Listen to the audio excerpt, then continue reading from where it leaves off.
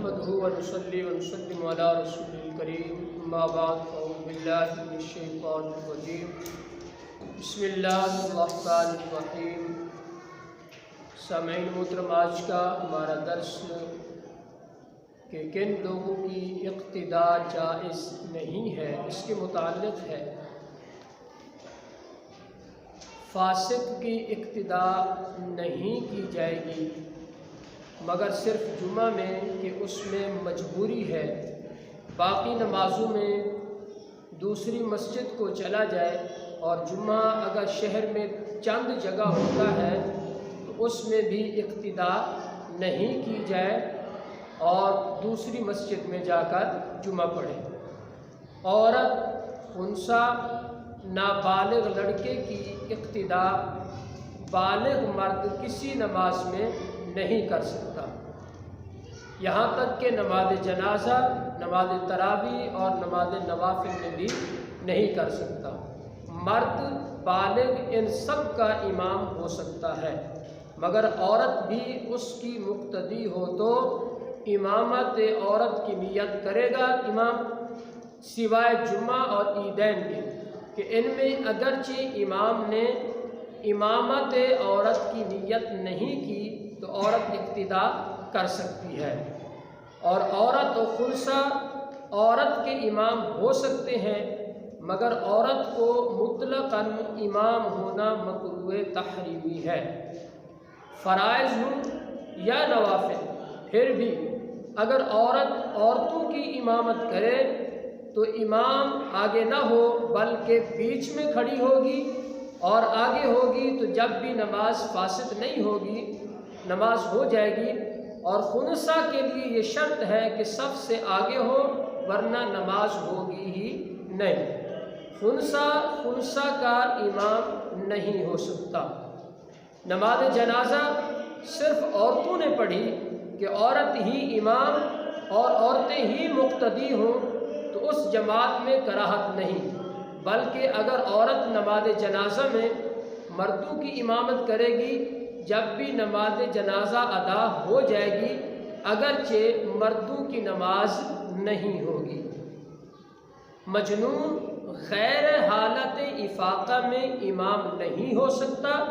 اور جب ہوش میں ہو اور معلوم بھی ہو تو اس وقت وہ امامت کرا سکتا ہے۔ یوں ہی جس کو نشہ ہے اس کی امامت بھی صحیح نہیں ہے، اور اسی طرح جس کو کچھ قرآن یاد ہو اگرچہ ایک ہی آیت ہو، وہ امی کی یعنی جس کو ایک آیت بھی پڑھنا نہیں آتی اس کی اقتداء نہیں کر سکتا۔ امی کے پیچھے نماز پڑھ سکتا ہے، جس کو کچھ آیتیں یاد ہیں مگر حروف صحیح ادا نہیں کرتا جس کی وجہ سے معنی فاسد ہو جاتے ہیں، وہ بھی امی کی مثل ہے۔ امی گونگے کی اقتداء نہیں کر سکتا، گونگا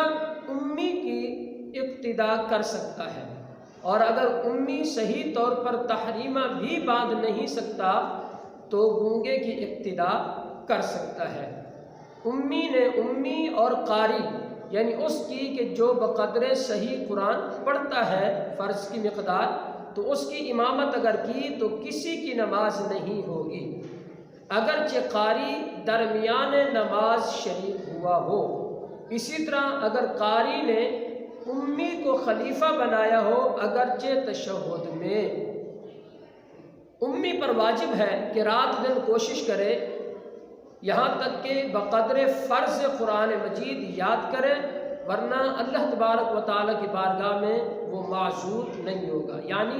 جن کو قرآن پڑھنا نہیں آتا وہ اتنی بھی قرآن نہیں پڑھ سکتے کہ جتنی نماز کو صحیح کر سکیں، تو فرمایا ان پر لازم ہے کہ وہ دن رات کوشش کریں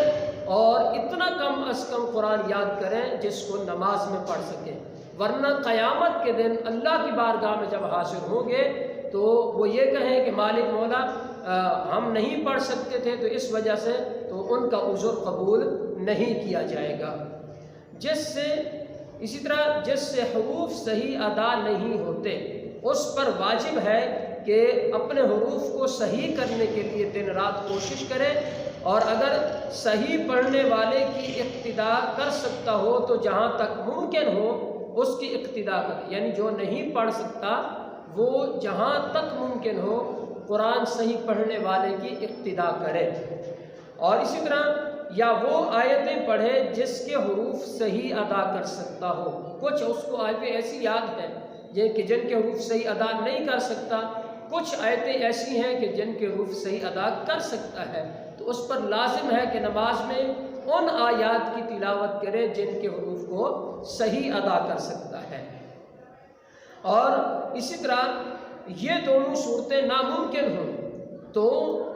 پھر زمانہ کوشش میں اس کی اپنی نماز تو ہو جائے گی، اور اپنے مثل دوسرے کی امامت بھی کر سکتا ہے، یعنی اس کی کہ وہ بھی اسی حرف کو صحیح نہ پڑھتا ہو جس کو یہ صحیح نہیں پڑھتا، تو اسی طرح دوسرا اس کو ادا کر لیتا ہے مگر کوئی دوسرا حرف جو ہے وہ اس سے ادا نہیں ہوتا، تو یہ ایک دوسرے کی امامت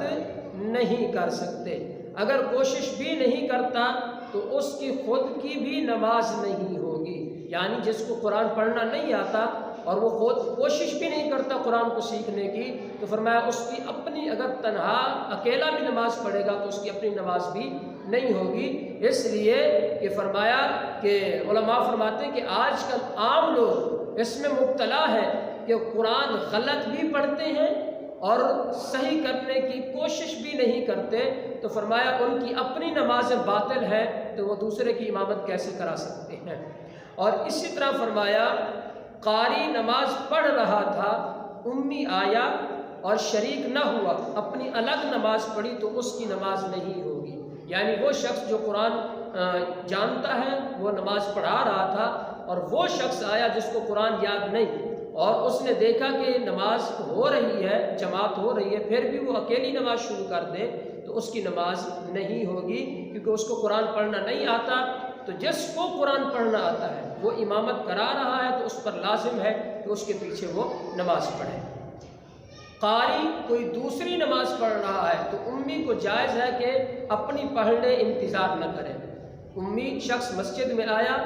تو قرآن جو قاری ہے، جو قرآن جانتا ہے، وہ نماز پڑھ رہا ہے یا پڑھا رہا ہے، اور وہ کوئی دوسری نماز پڑھ رہا ہے اور امی نے دوسری نماز پڑھنی ہے، تو اب جو ہے وہ امی شخص یعنی جس کو قرآن وغیرہ پڑھنا نہیں آتا وہ انتظار نہیں کرے گا بلکہ وہ خود سے اپنی الگ نماز پڑھ لے گا، تو اس میں کوئی حرج نہیں۔